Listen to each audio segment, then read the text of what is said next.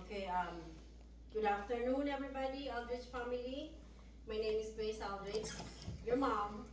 So, today is our health education. I'm going to teach you of our, because one of your parents have a current illness, which is the type 2 diabetes. And then my participant is my husband, Jason, and then my oldest kid is Nikki. My other kid is Jason Jr. My third baby is Allison, and then my youngest is Jason. So the current illness of this family is the type 2 diabetes. So today I will explain you how the diabetes, the origin of diabetes, the causes management, and the impact. So the presentation agenda, you will learn the overview of type 2 diabetes, the history and the discovery, the causes and risk factors, the symptoms and diagnosis, the management and treatment option, and completion and long-term effect.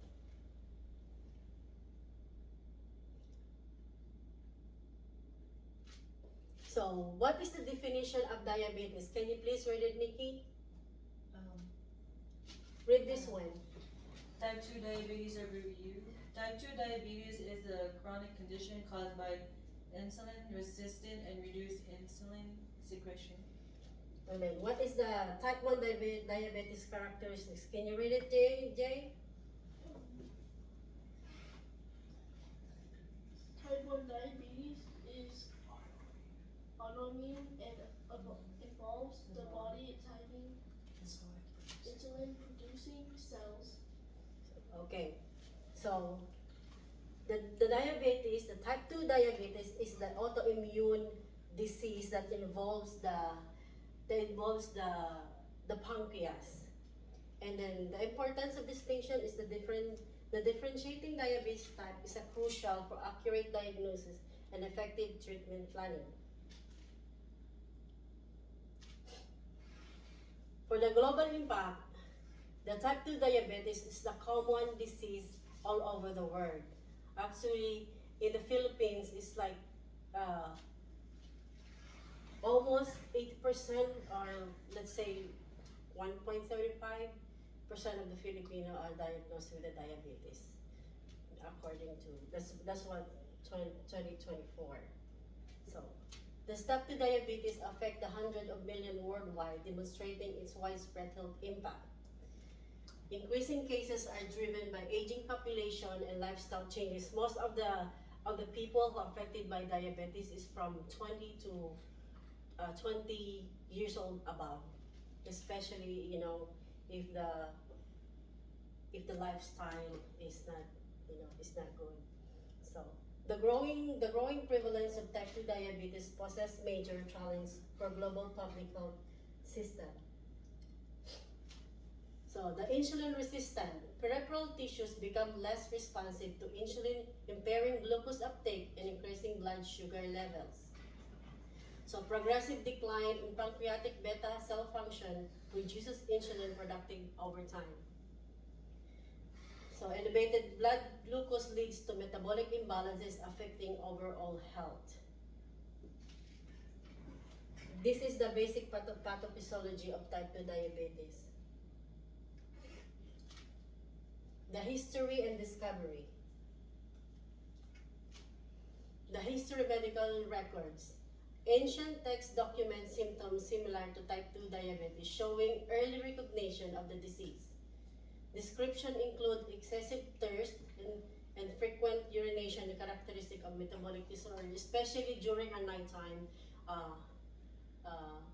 The attack of the excessive the frequent urination is usually happen at nighttime. Because I saw Daddy keep going back to the bathroom at night.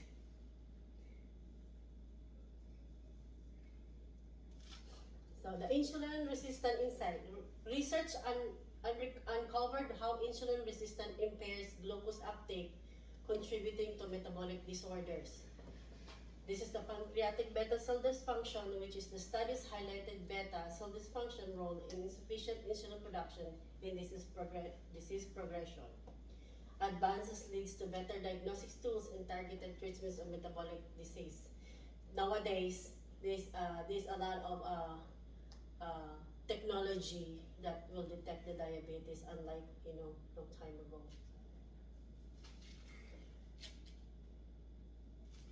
So the discovery of insulin. The discovery of insulin revolutionized diabetes treatment by enabling blood sugar control through hormone replacement therapy.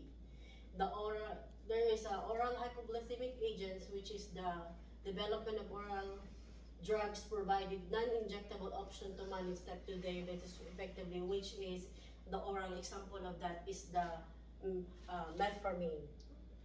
So the modern treatment algorithm, the advanced treatment algorithm integrate medication, lifestyle, and monitoring to improve patient outcome comprehensively. Causes and risk factor. This is why I'm here to educate you, because one of your parents diagnosed with type 2 diabetes, because the hereditary influence of the diabetes plays an important role in increasing risk for type 2 diabetes through inherited traits. Like one of your grandmothers on the father's side or the mother's side had type 2 diabetes, and one of your parents have type 2 diabetes. So maybe one of you, if you didn't take care of your health, that change your lifestyle, too much carbohydrates and not doing anything, just after eating, you have to stay active. So, gene variance impact. The certain genetic variants increase an individual's susceptibility to develop type 2 diabetes. The lifestyle environment, this is what I'm talking about. If you have a poor diet, then you might really have one, so be careful. So unhealthy eating habits increase the risk of type 2 diabetes by promoting obesity and insulin resistance. So lack of physical exercise leads to weight gain and reduced insulin sensitivity, raising diabetes. So if you're for example, if you're not in the mood to do exercise, at least wait after the meal, you can walk at least 15 minutes. That will help you.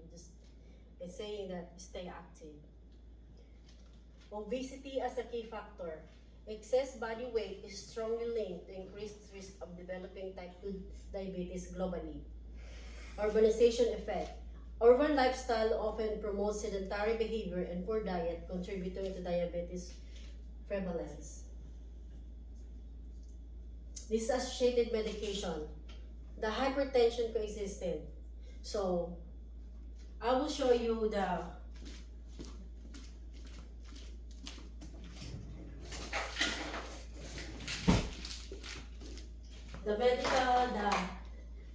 hypertension, the associated medical condition of type 2 diabetes. The hypertension frequently occurs alongside type 2 diabetes, increasing cardiovascular risk significantly. The dyslipidemia and involving abnormal cholesterol levels often coexist with diabetes, worsening vascular health. There is a metabolic syndrome link, which is encompasses multiple conditions that together escalate health risk in the diabetic patient. The symptoms and diagnosis. So the common symptoms of type 2 diabetes, the increased thirst and urination.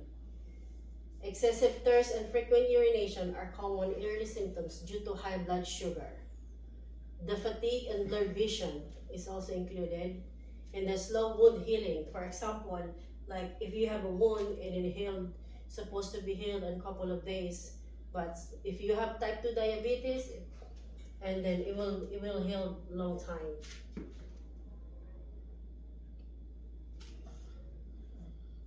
Diagnosis and criteria and test.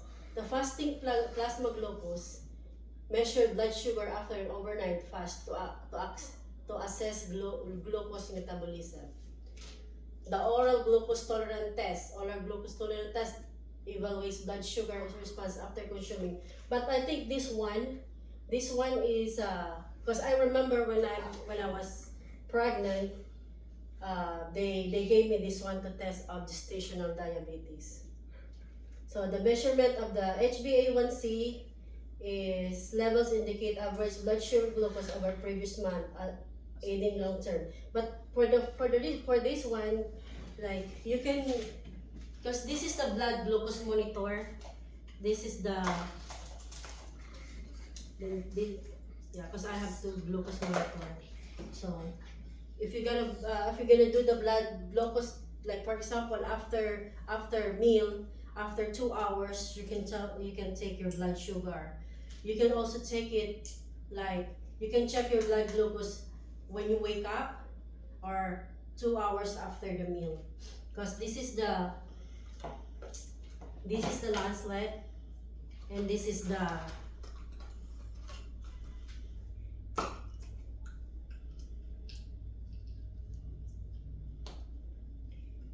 strips.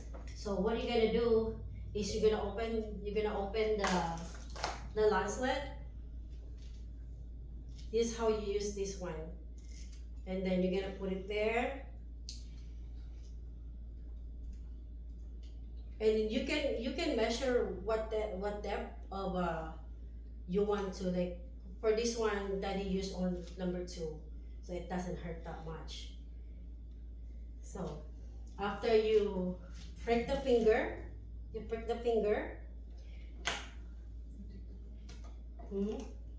so you're gonna prick the finger, you're gonna insert the lancet here or here, and then you prick the finger, then you let the blood flow, and then put the blood over here and count the seconds, and then the result will come out. And there's also this is the Freestyle Libre 2. This is the painless blood glucose monitor, which is you're just gonna open it. It is kind of expensive, so but that's why sometimes we get it, sometimes not. We just do the manual glucose monitoring. But this one is good for 11 days, so it's really painless. You're just gonna open it and put it on the tricep, and then yeah, that will wait 60 minutes, and you can start reading glucose monitor. It will alarm if your blood sugar is too high. It will alarm if your blood sugar is too low. It will warn you, and then I think they count your HbA1c too as well after 7 days. But the HbA1c measurement, for the HbA1c, the measurement is for a couple of months. So even though you have appointment, and then I have appointment next week, I'm gonna do my diet. So but you cannot cheat with HbA1c.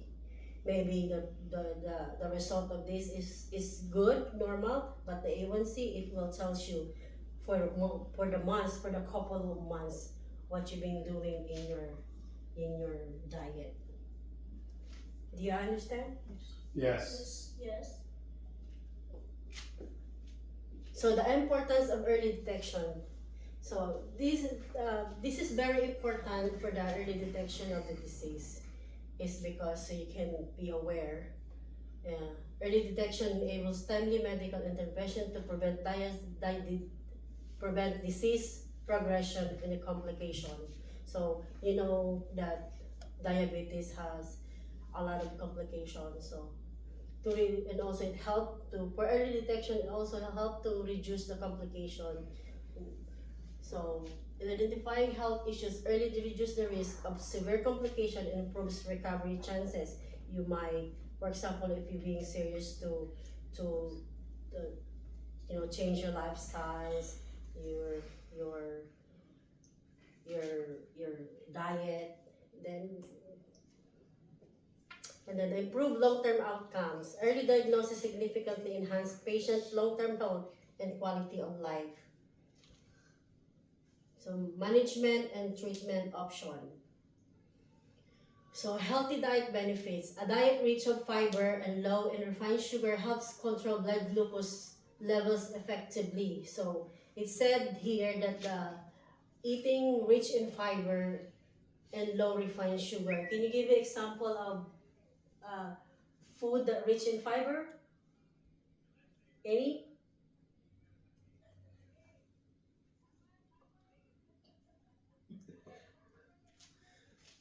Okay. What do you mean by that? The food that rich in fiber. Metamucil. Yeah, this is drink. So, okay, the regular exercise importance. Or, for example, the eating of a vegetable. Because some of you doesn't eat vegetable. I only see JJ eating broccoli. And then Allison. Oh, Jameson eat vegetable too. So regular exercise is important. So I like the way, like after dinner with my family, after dinner we usually go out and walk for at least 20 minutes, at least three times a week. Oral medication. The oral medication, which is this one of the example of oral medication. This is meant for me. It's help regulate blood sugar and prevent diabetes progression effectively. So you have when the doctor said take 500 milligram twice a day, you have to take it in the morning and take it at night. Okay, at this, it's supposed to be consistent. Don't miss it. So, well, insulin therapy use, we're not in there yet. Hopefully. Okay, Daddy. So the monitoring and ongoing care, the blood glucose monitoring, which is we have that I show you how to use the blood glucose monitor. We have the manual and we have the Style Libre, which is the painless. You don't have to prick the fingers. It will read you, and it will read you every day or anytime. It will alarm you. It will alarm you when your blood sugar is high and your blood sugar is low. Which is this one I like it better. So following prescribed treatment plans is essential for controlling diabetes and preventing complications. Like what I said, always follow the doctor's advice. Screening for complication. Periodic screening detect early signs of diabetes-related complication for timely intervention. So you have to visit your doctors regularly. If they told you to come after 3 months to get a blood glucose check or laboratory check, you have to go. So the complication and long-term effect. So the short-term and long-term effect complication. Short-term complication is the hypoglycemia is a critical short-term complication requiring immediate attention to prevent severe outcomes. It's like if you have low blood sugar, if the monitor tells you to blood sugar, you have to do something to prevent severe outcomes. So the long-term complication is the chronic issues like cardiovascular, which is a heart disease, and the neuropathy, which is the nerve damage. The nerve damage, it will damage your it's the pain in the arms. It's a numb swelling of the arms and feet. It usually attack the legs and the arms. The nephropathy, the nephropathy is the kidney disease. And retinopathy is in the eyes. Cause of lasting impacts on health. The importance of comprehensive care. Comprehensive care is essential to manage complication and reduce infection risk effectively. So the lifestyle intervention, adopting healthy habits like balanced diet and exercise reduce disease risk significantly.